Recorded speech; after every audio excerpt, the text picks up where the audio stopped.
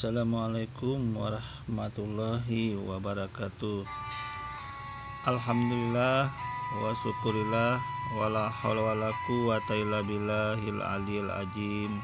Amma ba'd.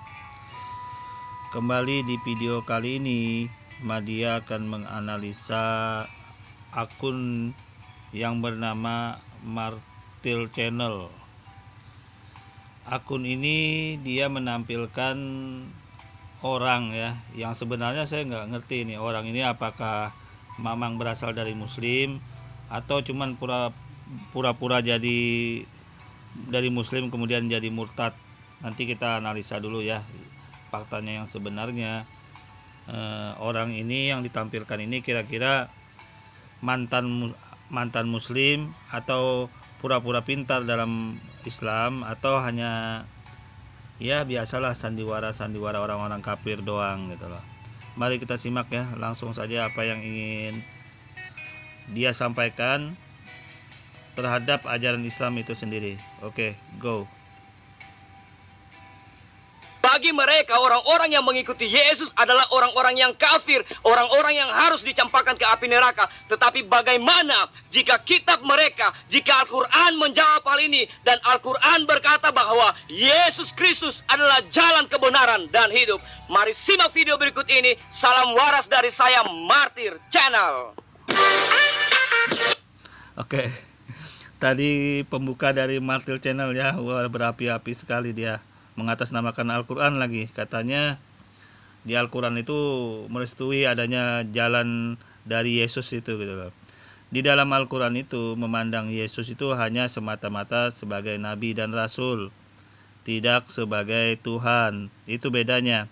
Jadi Islam memuliakan nabi dan rasul bernama Yesus atau Isa Al-Masih atau Yesus Kristus kalau Anda katakan. Tetapi hanya sebatas nabi dan rasul, sama dengan nabi-nabi yang lain. Jadi Anda mengatakan Yesus itu lebih daripada nabi dan rasul, Islam nggak ikut deh. Oke, lanjut dulu.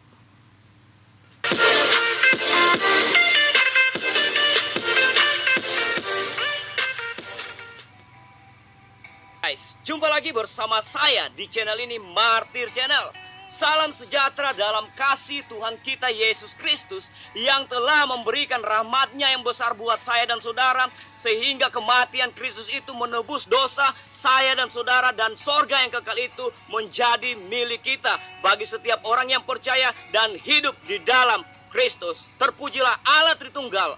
Amin. Guys, lagi-lagi hari ini saya ada di kebun bersama dengan keluarga saya, sedang memanen hasil cengkeh dari hasil apa yang selama ini kami lakukan dalam pekerjaan pertanian kami. Oke guys, Nah, di sini nanti kita review ya kesaksian dari seorang yang mengaku murtad berasal dari Islam itu sendiri. Apakah terbukti orang ini betul-betul pintar dalam Islam itu sendiri atau hanya dibuat ya malu-maluin gitu loh terhadap ajaran Islam yang seolah-olah orang ini pintar. Padahal sebenarnya ya Anda lihat nanti sendiri ya. Kita saksikan. Oke, go. Video kali ini saya akan coba share satu buah video pengakuan seorang muslim sejati tentang kebenaran yang tertera di dalam Al-Quran.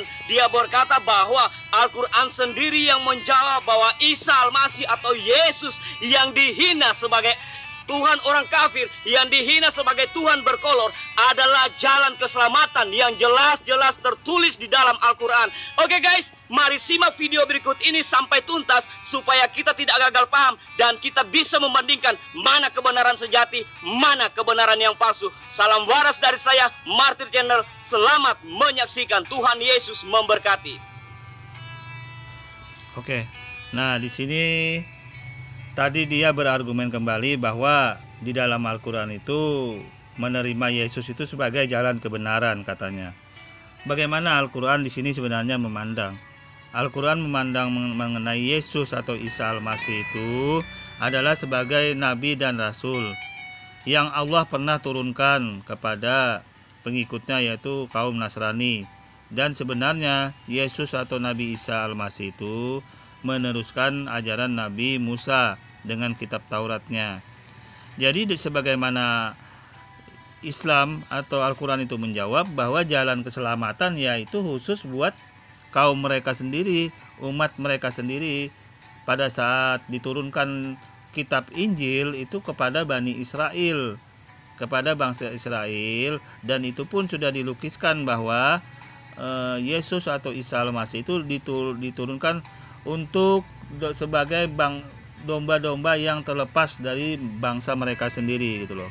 Domba-domba yang berkeliaran yang lepas tapi dari bangsa Israel itu sendiri. Nah, jadi kalau saya menilai Al-Quran, Islam menilai bahwa itu urusan agama dia sebelum Islam itu datang. Itu urusan kitab mereka sebelum Islam itu datang. Nah, ini perbedaannya ya. Jadi Islam memandang hanya sebagai nabi dan rasul. Jalan keselamatannya itu ya jalan yang dibawa oleh Yesus Kristus itu semasa dulu, semasa sebelum Islam itu datang, dan itu sudah jauh-jauh tahun yang berabad-abad yang lalu. Jadi nggak bisa sinkron kalau dikatakan sekarang ini gitu loh. Beda, jauh beda gitu loh. Oke, kita lanjut. Halo saudara, ketemu lagi dengan saya Muhammad KC. Dalam video ini saya ingin menyampaikan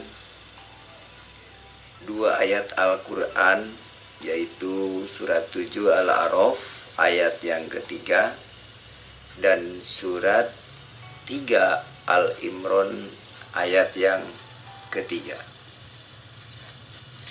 Surat Al-A'raf yang berbunyinya begini. Nah, di sini si murtad ini ingin menampilkan atau membahas Al-Quran surah Al-A'raf ayat 3 dan Al-Imran ayat 3. Kita tidak tahu ini kemampuan si murtad ini, apakah dia pintar membaca Al-Quran atau cuman bodoh-bodoh gitu loh. Bodoh atau enggak pintar, memang cuma pura-pura apa namanya orang nyebut itu, pura-pura pintar gitu loh. Nah, itu yang perlu digarisbawahi dulu agar saudara-saudaraku tahu bahwa sebenarnya orang ini apakah memang benar-benar pintar, apakah dia bodoh gitu loh. Mari kita simak aja ya apa yang ingin kita lihat dulu. Dia membahas surah Al-A'raf ayat 3 ini. Nah, saudaraku, mari kita simak bagaimana si murtad ini membaca surah Al-A'raf ayat 3. Apakah memang betul-betul orang ini berasal dari muslim atau hanya pembohongan doang terhadap kita gitu. Mari kita simak dia cara membacanya aja dulu ya, si murtad ini. Oke. Bismillahirrahmanirrahim. Attabi'u ma unzila ilaikum mir rabbikum wa la tattabi'u min dunihi awliya qalilan ma tadhakkarun. Oke, kira-kira pintar enggak si murtad ini baca? Kalau begitu caranya ya Anda bisa lihat sendiri. Dia membaca at-tabi'u, yang benar adalah ittabi'u. Saya bacakan dulu selengkapnya yang biar bagus ya. Bismillahirrahmanirrahim. Ittabi'u ma unzila ilaikum mir rabbikum wa la tattabi'u min dunihi awliya qalilam ma tadhakkarun. Shadaqallahul azim. Mari kita simak dulu apa yang ingin orang ini tampilkan kembali setelah dia membaca salah tadi, membaca ayat Al-Quran, yaitu seharusnya ittabi'u, dia baca attabi'u. Nah, dan di tajwid-tajwidnya yang lain juga sangat banyak yang lepas gitu loh. Sebenarnya banyak sekali tajwidnya yang lain. Kalau di lamat ma-nya itu harus panjang. Terus coba kita simak dulu apa yang kita ulang ya, apa yang dia ingin coba baca kembali kesalahannya.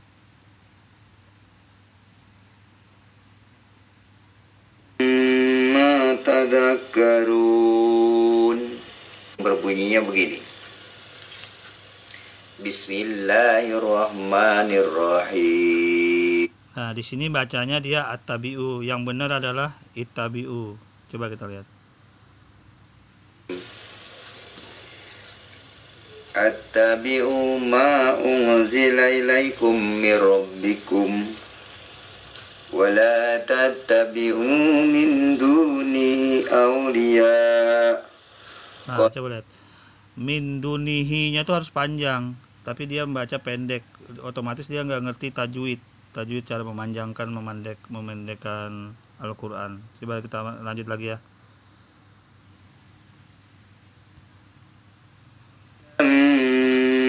Tadakkarun, yang artinya ikutilah apa yang diturunkan kepadamu dari Tuhanmu, dan janganlah kamu mengikuti selain daripadanya. Ayat ini memerintahkan agar manusia mengikuti apa yang diturunkan oleh Tuhan. Lalu apa yang diturunkan oleh Tuhan? Mari kita buka surat Al-Imran ayat yang ketiga. Kau bisa meloncat ke Al-Imran itu loh. Ini kan ayat tidak bisa dikorelasikan ke jalur lain. Sebenarnya Anda mencoba mengkorelasikan ke ayat lain, ya tidak ada masalah juga. Tapi sebenarnya ayat ini murni perintah Allah kepada Nabi Muhammad untuk yang menguasai dan mengatur segala gerik perintah Allah itu. Allah baik itu menyuruh untuk mengerjakan sesuatu maupun melarang mengerjakan sesuatu. Jadi di sini Allah Subhanahu wa taala melarang sesuatu yang sudah dilarang, memerintahkan yang sudah diperintahkan. Jadi ini penegasan Allah ya di dalam ayat ini gitu loh. Jadi ya sebenarnya tidak ada korelasi yang dia coba mau tampilkan kembali di surah Al-Imran itu gitu loh. Yang dia mau coba nanti disuruh mengikuti yang dia baca itu nanti gitu loh. Nah, di sini Allah dalam ayat ini Al-A'raf ini sudah memberikan perintah dan anjuran dan larangan kepada umat Nabi Muhammad SAW untuk tidak menjalankan sesuatu yang ajaran itu beda gitu loh. Ajaran-ajaran itu beda selain dari ajaran Allah Subhanahu wa taala. Jadi sini sebenarnya ayat ini tafsirnya berbeda dengan yang di Ali Imran itu. Tapi nggak apa-apa. Kita ikutin dulu apa yang dia ingin coba korelasikan ke ayat yang lain gitu loh. Hubung-hubungkan ke ayat lain. Kita ikutin dulu, oke. Nah, ini surah Al-Imran ayat 3 saya tampilkan di layar. Sebenarnya apa sih dia yang ingin dia kembali kutik di ayat Al-Imran ayat 3 ini. Mari kita simak dulu ya. Nazzala 'alaikal kitaba bil haqqi musaddiqan lima baina yadayhi wa anzala taurata wal injil. Dan dia menurunkan Alkitab kepadamu dengan sebenarnya, membenarkan kitab yang diturunkan sebelumnya, dan menurunkan Taurat dan Injil. Surat Al-Imran ayat 3 ini menjelaskan mengenai kitab yang diturunkan oleh Allah, yaitu Taurat dan Injil. Sekali lagi, kitab yang diturunkan oleh Allah adalah Taurat dan Injil, saudara. Bukan menurunkan hadis dan fikih. Oke, nah mari kita jawab dulu yang disampaikan oleh si murtad ini. Di sini di dalam kitab suci Al-Qur'an itu Allah Subhanahu wa taala menjelaskan kepada kita bahwa sebelum Al-Qur'an itu datang ada kitab-kitab suci yang Allah sudah turunkan sebelumnya kepada nabi-nabi yang sebelum Islam itu datang, yaitu kitab suci Taurat, kitab suci Zabur, kitab suci Injil, kitab suci Al-Qur'an. Nah, jadi ada 4 kitab suci yang khusus ini Allah turunkan kepada nabi-nabi, yang di sini juga Allah ceritakan karena ini jalurnya kitab suci satu jalur dari Bani Ishak atau keturunan Ishak, yaitu kitab Taurat dan kitab Injil. Mengenai orang ini mengkorelasikan atau mengaitkan dengan hadis atau apalah namanya di dalam dia coba katakan, sebenarnya yang tidak menyambung. Karena hadis itu bukan kitab suci. Hadis itu adalah rincian atau panduan di dalam menjelaskan kitab suci Al-Qur'an. Maka diturunkanlah hadis tersebut yang dikeluarkan dari Nabi Muhammad SAW. Prakteknya langsung Nabi Muhammad SAW. Nah, kemudian dengan para sahabat, para istri-istri Nabi itu, karena melihat Nabi mempraktekkan caranya apa yang harus dijalankan di dalam Al-Qur'an itu, dibuatkanlah namanya hadis. Jadi tidak mungkin kita bisa tahu apa yang diperintahkan di Al-Qur'an itu caranya, tata caranya, kecuali dari hadis. Hadis ini Nabi Muhammad yang menjalankan, yang memberi contoh, yang mengajarkan. Nah, itu maksudnya. Jadi sebenarnya orang ini tidak menyambung, tidak bisa membedakan mana kitab suci, mana hadis, mana kitab Al-Qur'an, mana hadis. Kalau di dalam Taurat itu juga ada mana Taurat, mana Tanak, mana Talmud. Nah, dia ini orang bodoh gitu, tidak bisa bedain mana Tanak, mana Taurat, mana Talmud. Kalau di dalam Islam mana Al-Qur'an, mana hadis. Kalau di Nabi Musa itu kitab Taurat. Nah, dijelaskanlah oleh perincian-perincian kitab Taurat ini dengan kitab Tanakh dan Talmud dan macam-macam juga. Saya tidak terlalu menjelaskan di sini mengenai kitab sucinya orang Yahudi yang sangat, kitab-kitab yang menjelaskan kitab sucinya orang Yahudi itu sangat banyak. Ada beberapa kitab lagi yang lain. Nah, ini maksudnya penjelasan dari kitab Taurat. Itu bisa jadi Talmud, bisa jadi Tanakh dan sebagainya dan sebagainya. Kalau dalam Islam, untuk menjelaskan perincian Al-Qur'an dan mempraktekkan bagaimana cara yang diperintahkan Al-Qur'an, itu namanya hadis. Kebodohan orang murtad ini, dia tidak bisa mengerti mana kitab suci, mana hadis atau penjelasan tentang Al-Qur'an kitab suci tersebut. Dia tidak mengerti di sini. Mari kita simak kembali ya. Siapapun dari agama apapun, kalau dalam kehidupannya sehari-hari mengikuti petunjuk dari kitab Taurat dan Injil, itu sudah benar di hadapan Allah. Sekali lagi, kalau kita menuruti ajaran-ajaran Taurat dan Injil, itu sudah benar di hadapan Allah. Kenapa? Karena kitab yang diturunkan oleh Allah adalah Taurat Injil. Ada apa di dalam Taurat dan Injil? Di dalam Taurat Injil itu ada petunjuk cahaya yang menerangi jalan yang lurus. Ada seseorang yang membawa kepada Allah dan dia berasal dari Allah.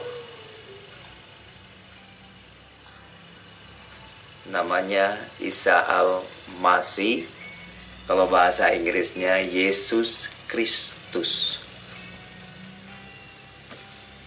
Kalau kita mengikuti kitab yang bukan diturunkan oleh Allah, sudah pasti kita akan tersesat di jalan itu. Oke, nah Di sini si murtad ini ya sebenarnya dia mencoba mencari korelasi, mengkorelasikan antara Yesus atau Isa Al-Masih itu agar bisa mencoba masuk ke dalam apa yang dia ingin coba sampaikan. Sebenarnya dia tidak mengerti bahwa di dalam Islam itu harus beriman kepada kitab-kitab suci sebelum Al-Quran itu datang juga. Harus beriman. Apabila tidak mengimani kitab suci yang di dalam Taurat, Injil, Zabur, dan Al-Quran, maka dia termasuk bukan orang Islam. Itu karena sudah termuat dalam rukun iman yang ketiga. Nah, adapun apa-apa yang terjadi pada masa dulu, umat Islam itu hanya meyakini dan mengakui bahwa memang kitab suci itu masih benar diakui oleh Allah Subhanahu wa taala, pernah diturunkan dan pernah diturunkan oleh Allah Subhanahu wa taala kitab suci tersebut. Hanya sebagai sebatas itu. Umat Islam tidak menjalankan syariat yang dibawa dalam ajaran kitab suci sebelum Al-Quran itu datang, karena itu hanya berlaku di masanya. Nah, terlepas dari permasalahan kitab suci itu sekarang banyak perubahan-perubahan, itu urusan mereka. Tetapi Islam di sini hanya menjelaskan bahwa Al-Quran sudah menerangkan bahwa kitab suci yang sekarang ada Taurat dan Injil itu sudah dirubah-rubah, sudah tidak sesuai lagi dengan yang sebenarnya. Itu Al-Quran sudah menegaskan di situ. Jadi apabila ajaran itu mencoba untuk masuk, ya nggak ada gunanya lagi sekarang karena sudah dirubah-rubah.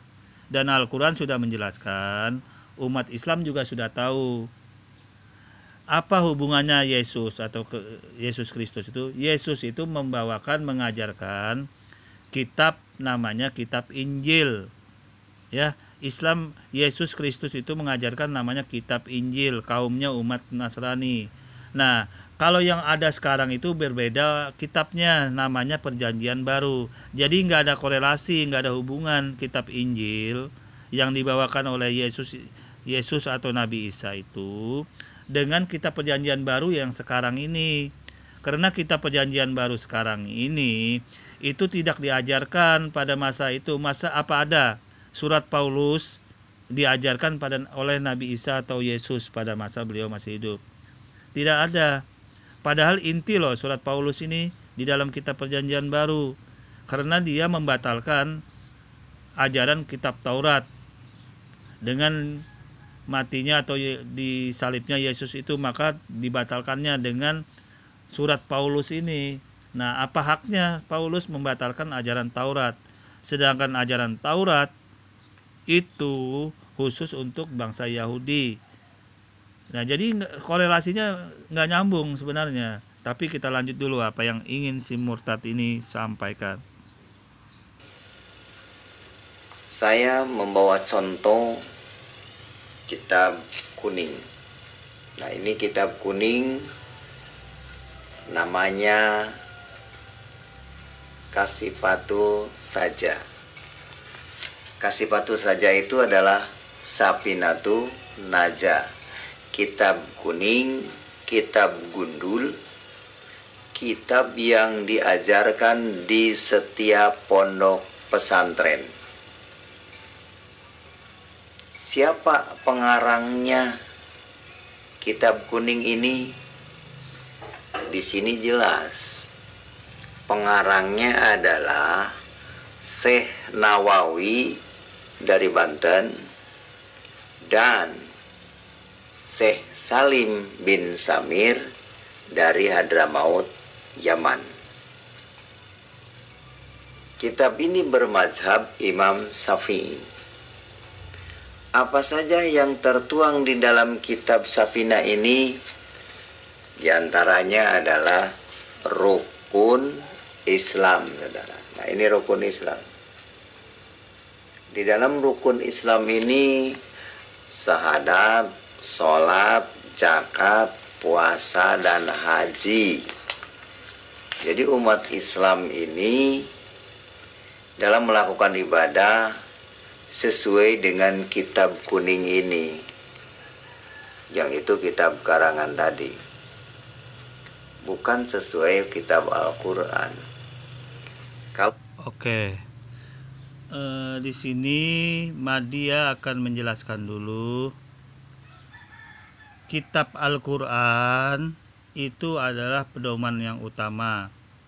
Kemudian Al-Hadis itu perinciannya sebagai rujukan yang kedua setelah Al-Quran. Di dalam Al-Quran itu sifatnya masih umum. Tidak ada penjelasan-penjelasan yang detail mengenai apa yang diperintahkan oleh Al-Quran. Ya, itu biar Anda jelas dulu maksudnya. Jadi Al-Quran misalkan begini, aqimus sholah, ya kan, dirikanlah sholat. Nah, kemudian bagaimana tahu sholatnya itu, bagaimana tata cara sholat, bagaimana hukum-hukum sholat itu. Kemudian kita lihat di cara Nabi sholat, cara Nabi melakukan sholat itu, maka diadakanlah dari sahabat itu dibuatlah namanya hadis Nabi. Nah, hadis Nabi itu merincikan, hadis Nabi Muhammad itu merincikan bagaimana Nabi Muhammad itu sholat. Nah, itu biar Anda tahu ya, jalannya biar otak Anda nyambung. Dan si murtad ini sebenarnya cuma mau mencari penggiringan yang gak jelas. Dia nggak ngerti sebenarnya bagaimana cara menjalankan itu, cara kok bisa sampai ada kitab-kitab seperti itu gitu loh. Ini saya kasih tahu jalannya. Nah dari Al-Quran tadi kan menyuruh perintah sholat. Ini satu topik aja sudah kita buat dulu, satu tema. Al-Quran menyuruh kita sholat, perintah sholat. Bagaimana sholat kita kan belum tahu. Maka melihat sholat caranya itu dilihatlah di hadis Nabi Muhammad Sallallahu Alaihi Wasallam. Bagaimana cara Nabi Muhammad sholat itu dilihat para nabi, para sahabat Nabi, para istri-istri Nabi. Nah, para sahabat-sahabat Nabi, istri-istri Nabi ini meriwayatkan, itulah yang namanya hadis. Bagaimana sholat ini ada dari Aisyah, ada dari istri-istri Nabi yang lain, ada dari sahabat Nabi yang lain. Nah, itu diriwayatkan oleh dari sahabat-sahabat Nabi semua. Tentang sholat ini gitu loh, khusus sholat dulu kita bahas tentang sholat. Nah, kemudian sahabat-sahabat Nabi ini kan banyak nih, bermacam-macam pendapatnya, cara-caranya dia cara-cara menjelaskan dalam hadis Nabi Muhammad SAW tentang tata cara sholat. Nah, tapi intinya diajarin sudah itu cara sholat, cuman masih terhambur dalam posisi berhamburan dalam posisi menerangkan tentang sholat ini, tata cara sholat, hukum-hukum sholat itu dalam hadis Nabi yang bertebaran yang sangat banyak ini masih terhambur, tapi sudah dijelasin tentang sholat. Nah, kemudian dibuatlah oleh ahli keturunan setelah juriat-juriat Nabi Muhammad itu, termasuk Nawawi yang disebutkan itu, mengkhususkan, mengkotakkan kembali tentang sholat itu khusus. Nah, dibuatlah tentang sholat itu, dibuatlah bukunya, ada Riyadhus Shalihin tentang fikih 4 mazhab segala macam, khususnya mengenai fikih tata cara sholat. Nah, dibuatlah buku-buku yang dikarang seperti yang disampaikan oleh orang ini, kitab kuning, kitab Imam Nawawi, kitab Riyadhus Shalihin, kitab Muslim 4 mazhab. Nah, jadi itu dibuatkan agar mempermudah umat Islam mengetahui cara-cara sholat itu biar langsung jelas, maksudnya daripada berhamburan masih seperti yang tersebar di sahabat-sahabat Nabi yang masih banyak sekali. Itu dikumpulin, dijadikan suatu buku membahas tentang sholat itu gitu loh, membahas tentang sholat. Nah, yang membahas tentang sholat ini kebetulan yang terkemuka, yang terkenal itu ada 4 mazhab, Imam Syafi'i, Imam Hambali, Imam Abu Hanifah. Nah, itu jadinya Syafi'i, Hanafi, Hambali, dan Imam Abu Hanifah. Nah, jadi ada 4 yang terkenal ya di situ. Nah, jadi tujuannya apa kitab kuning ini? Kitab kuning ini malah membantu umat Islam untuk agar lebih fokus, lebih cepat menjalankan perintah Tuhan yang diperintahkan Tuhan itu, misalkan tentang sholat. Nah, di hadisnya sudah ketemu ini, kalau di dalam kitab kuning, oh ini hadisnya ini sudah dikelompokkan sudah dijelaskan, ditata sebagaimana sedemikian rupa untuk memudahkan umat Islam mengerti bagaimana tata sholat, hal-hal yang membatalkan sholat, dan semua, bukan satu tema masalah itu doang, yang lain juga dibahas gitu loh. Jadi intinya bagaimana? Intinya ajaran dari kitab kuning itu sebenarnya membantu menjelaskan Al-Quran dan Al-Hadis itu, yang dari umum menjadi penjelasan hadis. Nah kemudian dikelompokkan kembali di dalam kitab fikih yang dituangkan oleh Imam Nawawi, jadi nggak ada korelasi Anda mencoba untuk membuat penggiringan bahwa yang dipakai itu kitab kuning, Al-Quran nggak dipakai, itu nggak ada nyambung. Itu otak dongok namanya, otak dongok ya, sudah nggak bisa baca Al-Quran ini orang, menjelaskan sesuatu jadi dongok gitu, dongok kalau orang nyebutnya. Oke, kita lanjut dulu ya. Al-Quran tidak ada rukun Islam. Nah, Nabi Muhammad Sallallahu Alaihi Wasallam dari cerita awalnya tertulis di dalam kitab kuning ini, bukan di Al-Quran. Muhammad Sallallahu Alaihi Wasallam tidak ada di Al-Quran. Muhammad bin Abdullah tidak ada di Al-Quran, tapi adanya di kitab kuning ini, hasil karya tulisnya Syekh Nawawi, artinya karangan. Jadi di dalam rukun Islam ada haji. Orang berhaji itu mengikuti ajaran kitab kuning ini. Nah, pertanyaannya, kenapa di dalam Islam? Ini orang sudah mulai ngalur ngidul. Justru Nabi Muhammad itu yang di Allah turunkan kitab Al-Quran itu sudah termuat semua di dalam Al-Quran dan Al-Hadis. Jadi buktinya saya tampilkan ini dalam Al-Quran bahwa ada Nabi Muhammad di dalam Al-Quran. Jadi agar tidak asal bunyi atau asal bicara Anda ini gitu loh. Saya tampilkan dalilnya ya. Oke, nah di sini saya tampilkan Nabi Muhammad di dalam Al-Quran. Kalau si murtad ini mengatakan Nabi Muhammad itu tidak ada di dalam Al-Quran. Nah ini saya tampilkan bahwa informasi Nabi Muhammad di dalam Al-Quran yang membawa Al-Quran itu sendiri, ini saya tampilkan. Anda bisa lihat di Al-Quran surah Al-Mu'min ayat 78. Ini informasinya ya. Kemudian Anda bisa lihat di surah Al-An'am ayat 83 sampai 86.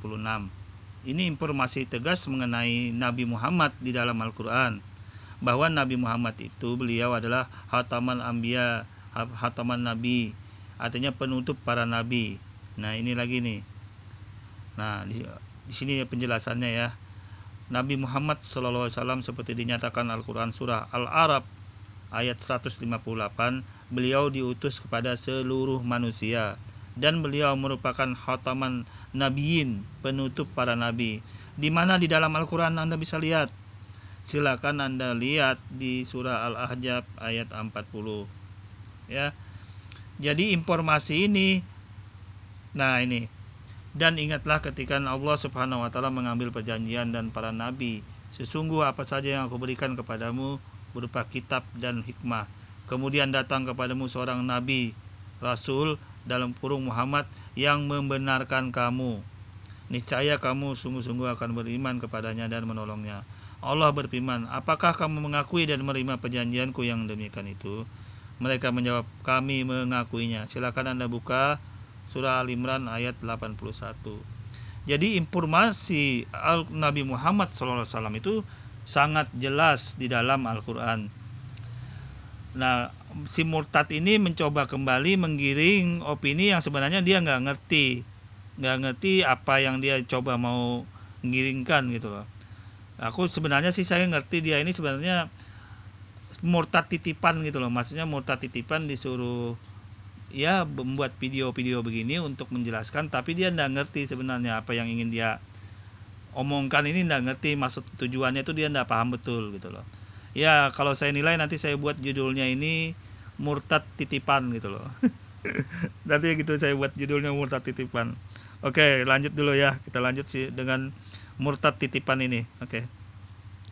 Tidak ada keselamatan karena mereka mengikuti kitab kuning ini, kitab karangan, doktrin orang Arab. Ya bagaimana kita mengharapkan keselamatan dari kitab karangan itu? Wong yang ngarangnya pun belum tentu masuk surga. Ya, sekali lagi ini kepada para ulama, sebaiknya berhentilah mengajarkan doktrin kitab karangan ini ya, karena ini jutaan umat disesatkan oleh kitab kuning ini. Ya, para ulama ini tanggung jawab di akhirat nanti. Saya berani katakan bahwa umat Islam itu menyimpang dari Al-Quran karena ada bukti. Saya punya bukti ini. Dan saya sejak kecil belajar ini, kitab kuning ini. Bukan hanya... Oke. Di sini saya garis bawahi dulu. Yang menyimpang itu yang bagaimana? Tadi Anda membuka di dalam kitab kuning itu kan ada membahas tentang rukun Islam yang kelima. Rukun Islam yang 5 itu sudah jelas juga, di situ sudah jelas dibahas juga gitu loh. Ada syahadat, sholat, puasa, zakat, haji. Nah, itu jadi apanya yang menyimpang, apa yang melanggar. Justru kitab kuning tersebut itu rujukan yang sangat baik, rujukan yang sangat kuat untuk mendalami Al-Quran dan Al-Hadis. Jadi kitab kuning itu gunanya bukan sebagai pedoman, tetapi itu sebagai panduan untuk menggali, untuk memahami Al-Quran dan Al-Hadis. Jadi topik utamanya Al-Quran dan Al-Hadis, inti bahasannya. Nah, untuk menggali Al-Quran dan Al-Hadis itu digunakanlah kitab-kitab kuning tersebut. Karena kitab kuning tersebut sudah dibuat oleh ahlinya, orang-orang yang terkemuka pada masanya, itu sudah mengelompokkan ajaran-ajaran perintah-perintah di Al-Quran dan Al-Hadis. Itu sudah dituangkan, sudah dikotakkan, dimodifikasi sesuai dengan temanya. Misalkan berbicara tentang sholat, nah itu dibahas nanti di kitab fikih Syafi'i itu tentang sholat. Itu dihususkan nanti menurut pendapat ini yang tertuang dalam hadis-hadis Nabi, itu dibahas semua di dalam kitab yang dia sebutkan tadi, kitab kuning atau kitab mazhab-mazhab itu, imam-imam mazhab. Jadi sebenarnya sangat membantu, dan itu malah justru membantu Al-Quran dan Al-Hadis agar jelas maksudnya dimaksudkan Al-Quran dan Al-Hadis itu, dan tertuang, dan umat Islam mudah untuk melaksanakannya, menjalankan perintah di Al-Quran dan Al-Hadis itu dengan mengerti bahwa ini loh sudah dijelaskan di dalam kitab kuning. Dan itu umumnya dipelajari memang kitab kuning karena bahasanya itu bahasa Arab gundul, karena yang membuat itu bukan orang di sini, orang dari Arab sana, dan sebagian memang ada orang Indonesia. Tetapi yang terkemuka dari khususnya para imam-imam mazhab itu dari luar. Itu sebenarnya tidak ada bertentangan sama sekali. Justru itu sumbernya dari Al-Quran dan Al-Hadis. Jadi otak si murtad, apa tadi namanya? Si murtad apa tadi, saya lupa. Jadi si murtad ini dia mencoba untuk menggiring-giring sesuatu yang gak jelas gitu loh. Oke, kita lanjut dulu ya. Banyak sekarang. Itulah sebabnya saya tidak simpatik lagi dengan ajaran itu. Saya meninggalkannya karena itu ajaran karangan manusia. Dan kepada teman-teman yang belum mualaf, bertahanlah saudara. Jangan meninggalkan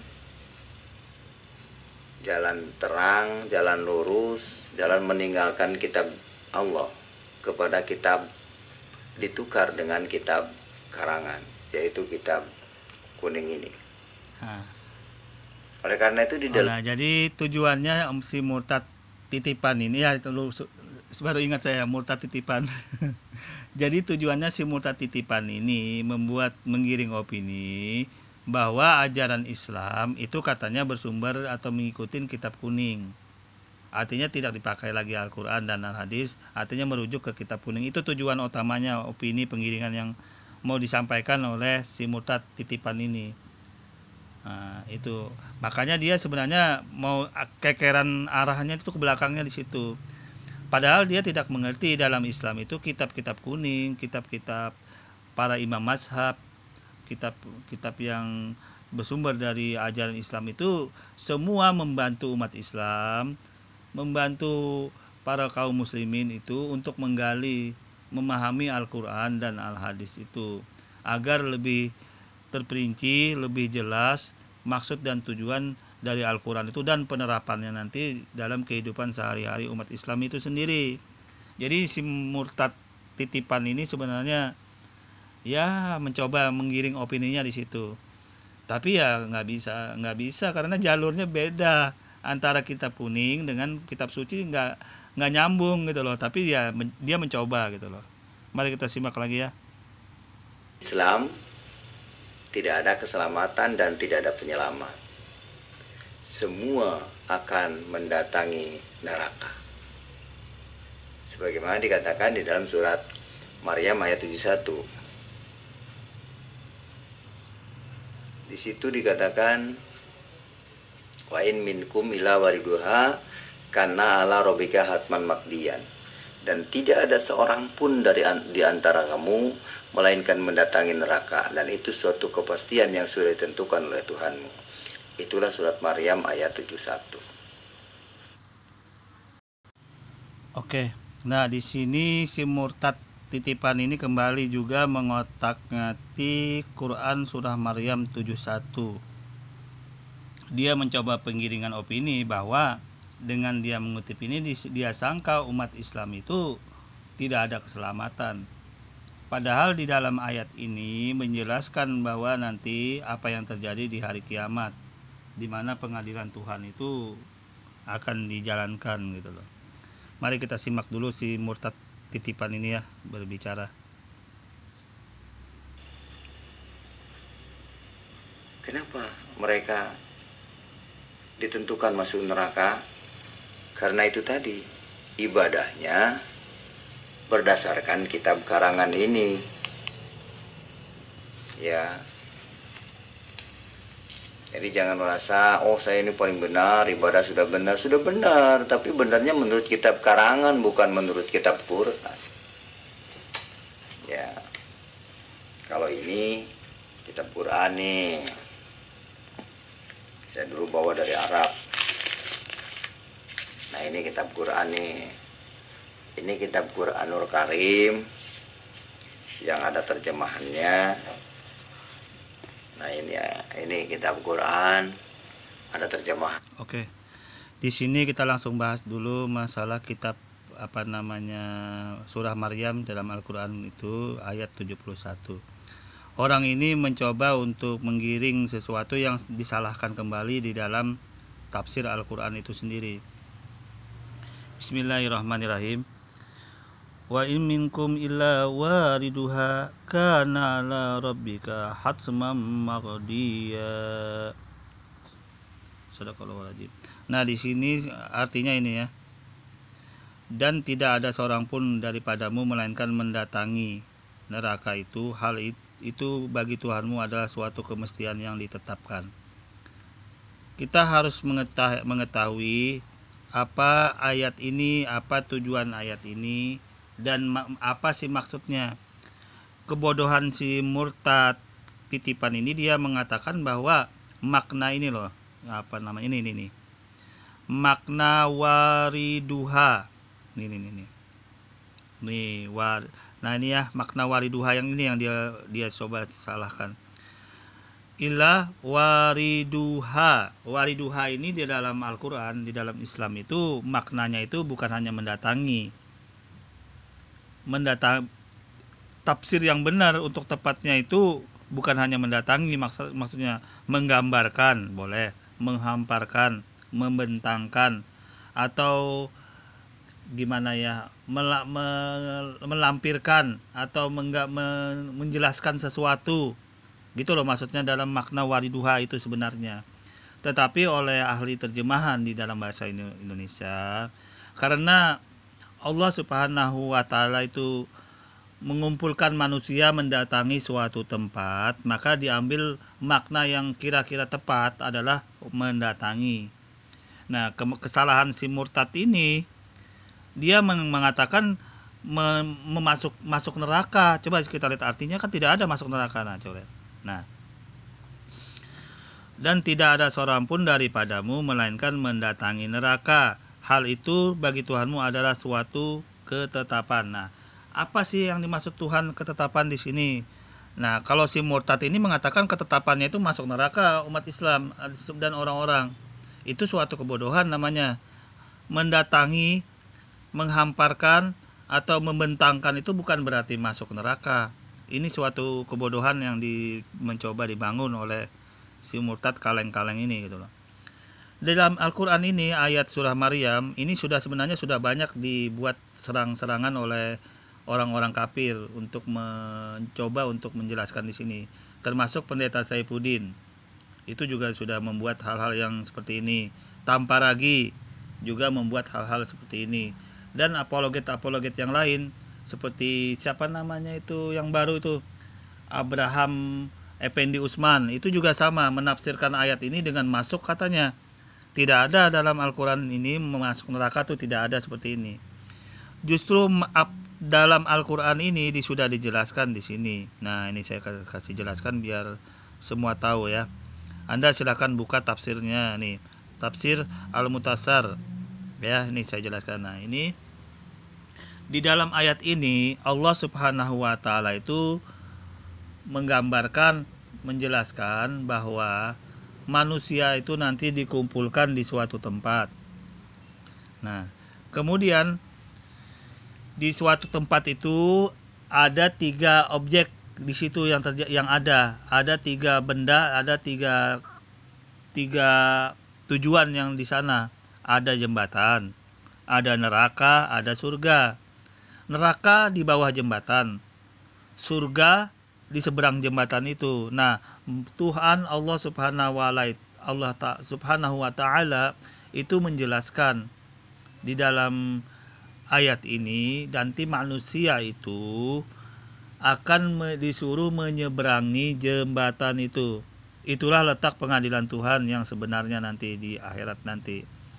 Nah, masalah selamat atau tidaknya, masuk atau tidaknya orang nanti jatuh ke dalam neraka itu tergantung perbuatannya di dunia ini. Itu yang dimaksud dalam ayat ini, dalam ayat surah Maryam 71. Nah, jadi yang dimaksud surah Maryam 71, Allah Subhanahu wa Ta'ala ini menjelaskan bahwa pengadilan Tuhan itu terjadi nanti di akhirat. Pengadilan Tuhan yang sebenar-benarnya, enggak seperti di pengadilan dunia.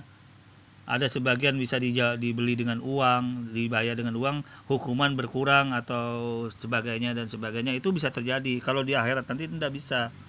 Itu begitu dia melewati jembatan, apabila dia tidak sesuai dengan keadaannya di dunia, sering menjadi sesuatu yang sudah melanggar dari dunia itu, maka dia akan begitu melewati jembatan menyemplung masuk ke dalam neraka. Nah, ini yang dimaksudkan Al-Quran ini. Tetapi apabila dia melewatin itu dengan lolos karena amal perbuatannya baik di dunia, dia menyeberang, nyampainya ke surga, masuk surga, bukan masuk neraka seperti si murtad ini yang menyampaikannya gitu loh. Karena dia tidak mengerti bahwa di dalam ayat itu ada mengandung 3 objek. Ada jembatan, ada surga di bawah jembatan, ada jembatan, ada neraka di bawah jembatan, ada surga di ujung jembatan itu. Nah, manusia disuruh melewatin itu, berkumpul melewatin jembatan itu. Kalau yang suka di dunia, yang jadi orang kafir, yang jadi orang musyrik, yang jadi ya itu udah selesai, dia tinggal masuk neraka ya, jatuh di jembatan itu ya nggak ada gunanya, udah menjadi makanan api di bawah jembatan itu, jembatan Sirat namanya. Tapi kalau yang baik orangnya di dunia, sering membantu orang, ya artinya menjalankan perintah Tuhan, menjauhi larangannya. Nah itu melewati jembatan enak, nanti nyampe sudah ke surga itu. Enak sudah dia di surga berkumpul. Ya, kita lanjut dulu omongan si murtad yang mencoba membahas Al-Quran ini. Oke. Ini juga cetakan di Madinah. Dulu waktu saya di Arab mempelajari kitab Al-Quran dan hadis, ternyata kebanyakan yang saya pelajari di sana tentang perangnya Nabi Muhammad bin Abdullah. Dan Muhammad bin Abdullah itu mengaku menjadi nabi itu setelah dia berumur 40 tahun setelah menikah dengan Khadijah. Dia mengaku nabinya umur 40 tahun, bukan dari kecil, bukan dinubuatkan. Jadi siapa yang mencintai Muhammad bin Abdullah itu kembali si murtad ini menggiring kembali ke silsilah atau sejarah Nabi Muhammad. Artinya dia sudah selesai tugasnya untuk memutar balik masalah ayat Al-Quran yang dia coba opinikan sendiri, tafsirkan sendiri. Nah, kembali dia berbicara tentang sejarah kenabian Muhammad Shallallahu Alaihi Wasallam. Nggak apa-apa, kita ikutin dulu. Cinta buta, ya, cinta buta. Jangan sampai cinta buta, nggak tahu aslinya, lalu cinta mati-matian, sampai ada yang bom bunuh diri demi cinta Nabi Muhammad. Ya, di Al-Quran tidak ada nama Muhammad bin Abdullah. Itu yang dipikirkan oleh para ustadz. Ya, terima kasih. Assalamualaikum warahmatullahi wabarakatuh. Nah, coba lihat. Dia mencoba kembali mengutak-ngutik Al-Quran dengan sejarah-sejarahnya. Sebagaimana kita ketahui, Nabi Muhammad SAW itu diangkat menjadi Nabi dan Rasul. Artinya diangkat menjadi Nabi dan Rasul ini artinya setelah umur 40 tahun dan menerima Al-Quran. Itu artinya begini, beliau disuruh menyebarkan ajaran Al-Quran ini setelah usianya 40 tahun dengan menerima Al-Quran itu. Apakah masa mudanya, apa masa kecilnya itu Nabi Muhammad sudah tahu orang bahwa beliau itu nanti menjadi nabi? Sudah tahu. Bahkan pendeta Buhaira itu sudah melihat bahwa oh ini loh anak ini bakal kalau sudah besar menjadi nabi dan rasul. Itu sudah tahu. Ada pendeta pada saat itu, pada nabi masih kecil ikut berjualan, itu ketemu pendeta Buhaira itu ketemu dengan nabi. Jadi sebenarnya sudah diketahui. Nah, di dalam ajaran Islam juga Al-Quran sudah menjelaskan bahwa Nabi Muhammad itu juga sudah diketahui nubuatnya itu akan hadir di dalam informasinya di dalam kitab Taurat. Kitab Injil itu sudah dijelaskan bahwa Nabi Muhammad itu akan datang. Nah, buktinya apa? Buktinya di dalam kitab Yesaya. Yesaya itu Anda bisa cek. Dalam kitab Yesaya Anda bisa nilai itu dari ayat 1 sampai 20. Yesaya 42 dari 1 sampai 20 itu Anda bisa cek. Siapa itu bangsa Kedar? Siapa itu bangsa Sela? Nah, bangsa Kedar itu jalurnya yaitu Nabi Ismail. Hidupnya di mana ya? Hidupnya di jalur Timur Tengah. Bangsa Sela juga di jalur Timur Tengah. Bukti yang kuatnya apa? Bangsa Sela atau bangsa Kedar itu di Timur Tengah. Bukti yang kuat bahwa di dalam Yesaya itu akan muncul nanti seorang nabi dan rasul, akan membersihkan berhala, akan membersihkan apa yang disebutnya dengan para patung-patung, penyembah-penyembah berhala itu akan dibersihkan oleh Nabi Muhammad SAW itu. Dan terbukti bahwa Nabi Muhammad itu datang untuk membersihkan atau menghanguskan atau menyingkirkan kebatilan, yaitu penyembah-penyembah berhala itu. Dan ini sudah dinubuatkan di dalam Yesaya, dalam kitab Perjanjian Lama itu. Jadi informasi ini dalam Yesaya 42 itu sangat kuat. sangat kuat sekali bangsa Kedar dan bangsa Sela itu. Oleh karena itu bangsa Yahudi karena dia sudah tahu bahwa akan ada hadir Nabi Muhammad itu nanti penerus dari Ismail, mereka pindah menguasai, mereka ikut tinggal di kota Madinah. Untuk apa bangsa Yahudi ke kota Madinah kalau sedangkan di Mekah itu pusat perdagangan? Karena mereka tahu bahwa nanti kaum Sela itu nanti di Madinah itu nanti berkembang pesat. Makanya 3 suku bangsa Yahudi itu hidupnya di Madinah dan berbaur dengan kaum muslimin. Karena orang Yahudi itu Tuhannya sama dengan orang Islam. Bangsa Yahudi sama. Jadi apabila orang Yahudi mau sholat ke masjid, ke bangsa orang Islam, ke masjid umat Islam itu boleh.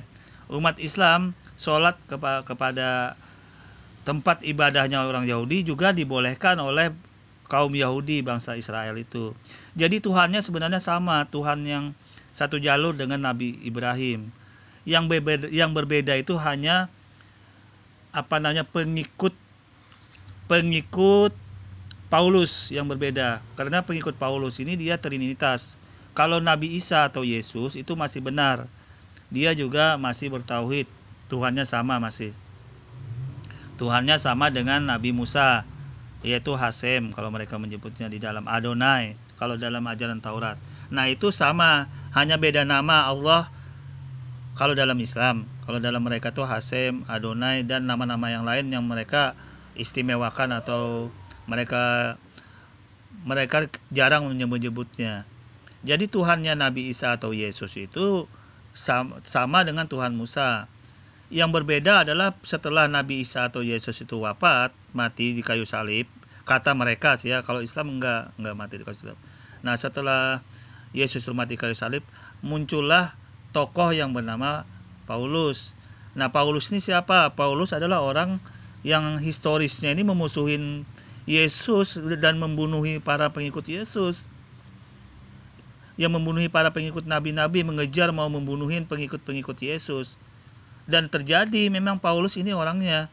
Tapi karena satu dan lain hal katanya dia bertobat gitu loh. Makanya dia, ya itu urusan mereka lah.